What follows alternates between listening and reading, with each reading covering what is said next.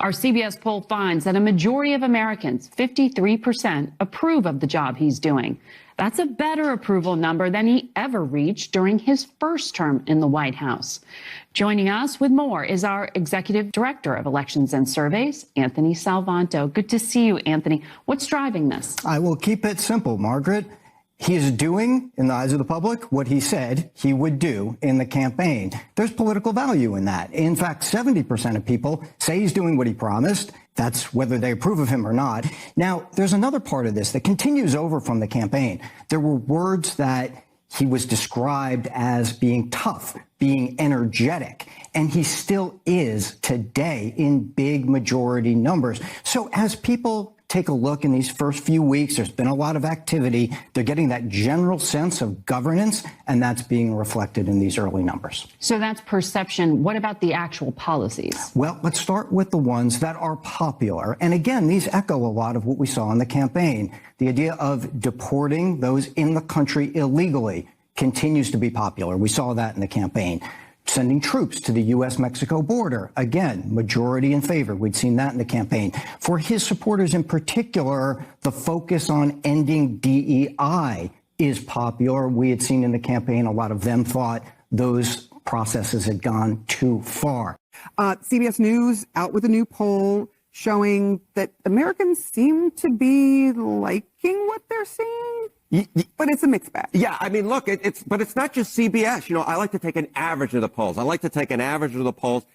And holy smokes, I mean, look at what the difference is between now versus 8 years ago during the first Trump term, right? This is Trump's net approval rating on February 10th. You go back to 2017, Trump was already underwater at -5 points on the net approval rating. That's approval minus disapproval. What a difference 8 years makes. He's on the positive side of the ledger at +4 points. And again, it's not just the CBS News poll. We're talking about the Gallup poll. We're talking about the Ipsos poll. We are talking about the Pew poll. All of these respective pollsters have Trump in a better position now than they did 8 years ago. The bottom line is Americans are far more likely to say they like what they're seeing now versus what they felt during Trump's first term. Okay, so how rare is this? Are you going to show us sort of where we're at now and how rare it is that this number change? I want you to take a look at this plus sign, right? Compare that to the negative sign. Being on the plus side of the ledger, right? In positive net approval territory, a positive net approval rating for Donald Trump. Again, whoa. Entire first term, just 11 days, Donald Trump had a net positive approval rating. Compare that to the second term, just so far, every single day of Trump's second term so far, he has been on the positive side of the ledger. 21 days, all 3 weeks. That's already 10 more days than he was in his entire first term. So again, this is just another sign that Americans are far more likely to like what they're seeing in his second term than they were during his first term. The numbers are in and the people have spoken. Americans approve of the job Donald Trump is doing because he's simply following through with the promises he made on the campaign trail, right? Closing down the border, getting rid of DEI from our government, and of course, stopping men from competing against women in sporting events. Not to mention, of course, all of the corruptful, wasteful spending the Doge team has discovered within our own federal government. So when you put all of that together, the Americans are saying, he's actually doing a pretty good job, and thank goodness, because it was a train wreck before all of this stuff. And when you combine that with the Democrats taking the absolute worst position they could on every single topic, then of course you have Donald Trump coming in like a steamroller, an unstoppable force that is hopefully going to put this country back on the right track. But as it stands right now, it's apparent that Donald Trump has won the argument and the Democrats are scrambling, as is revealed here by Hakeem Jeffries to Jon Stewart. But before we get to this clip, don't forget to like and comment on this video so we can break through the algorithms. Here we go. What's the pace going on down there? Yeah, it's intense. Probably as intense as I've experienced during my time here in Washington, D.C., which included the first Trump administration, included serving as an impeachment manager during the first impeachment trial, included being here during the violent attack on the Capitol on January 6th. But this is a flood the zone strategy that's very intentional, and they are trying to overwhelm the American people with a parade of horribles. Right. And we've got to push back. We've got to be strategic, but we also have to be relentless in how we push back and define what's happening for the American people, why it's wrong, why it will hurt them, and of course, offer a positive vision for what life could be like if you had more enlightened policies in Washington, D.C. Yep. But we definitely have to lean in terms of the messaging in an aggressive way, in a clear way. We say often in these parts, if you're trying to break through with a message, you got to deal with simplicity and repetition, a simple message that you repeat over and over and over again. At this moment, at least, we're committed to making clear to the American people, we're going to drive down the high cost of living. The Republicans talked about it. They haven't been about it because they are all about rewarding their billionaire donors and wealthy corporations. And if they are allowed to continue to do that, they're simply going to continue to jam up the American people, which has been happening for decades. And we got to bring an end to it.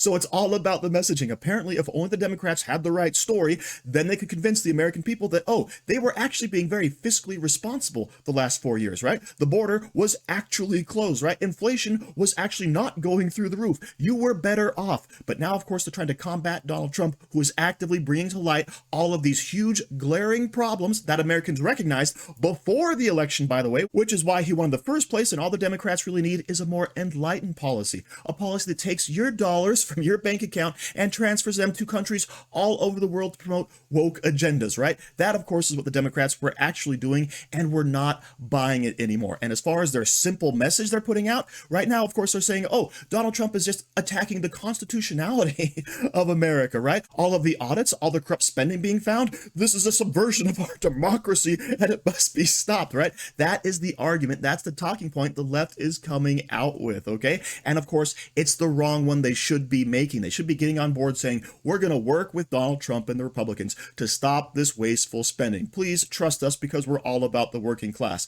But thank goodness they're not doing that, because that would actually be effective. I don't know why I'm giving them advice. I don't want them to win, okay? But the good news is they're just not going to back off their horrible talking points. Which is, let's not fight about this. It's foreign aid.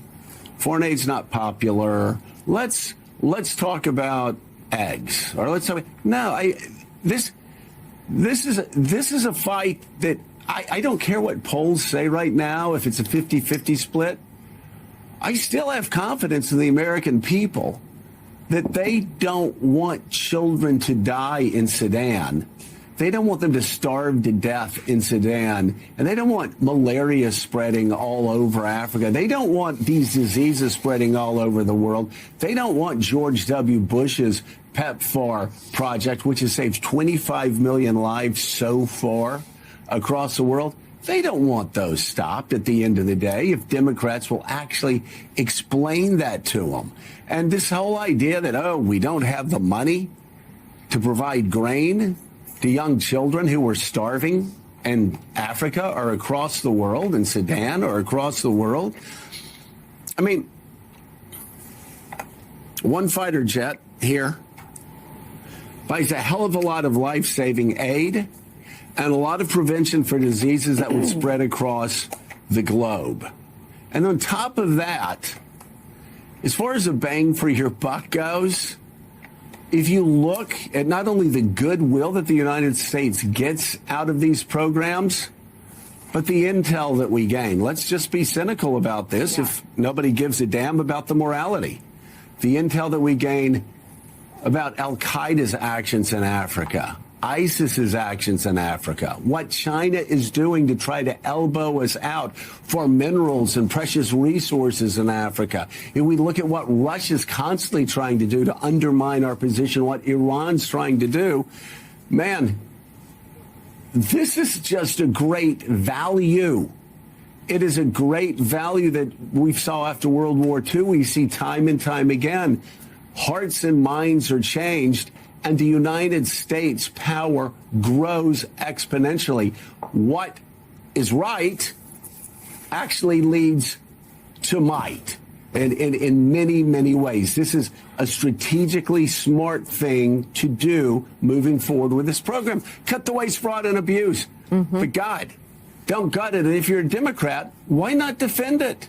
So Joe Scarborough deciding to defend the wasteful spending at the USAID. Yes, of course, Americans want to feed starving people around the world. But guess what? We don't need the federal government to do that. There are so many organizations, so many charities, so many nonprofits the left seems to love that actually do that on a much more efficient scale. Okay. But also think about it this way. All right. America should only be helping other nations if we're able to do so. All right. If we're in a good position to do so. And right now we're in dire straits. And if America falls, we won't be able to help anyone around the world. All right. So yes, allow the U.S. to do its intelligence gathering. All right. Allow the U.S. to do all of those things, but without the use of the taxpayer dollars being wasted on warlords. All right. Without them being wasted on DEI pet projects. All right. So even at the end there, Joe Scarborough says, come out and say, oh yeah, go ahead. Get rid of the waste. Yes, get rid of the waste. But when an organization has been so tainted by this ideology, it must be disbanded. Yes, put it back under the purview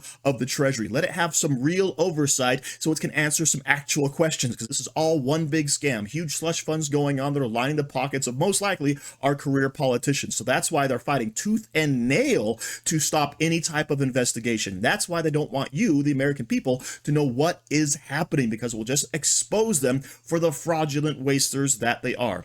Allegedly. All right. So thank you very much for watching. Don't forget to like, share, comment, subscribe, and stay safe out there, people, because they're coming after you.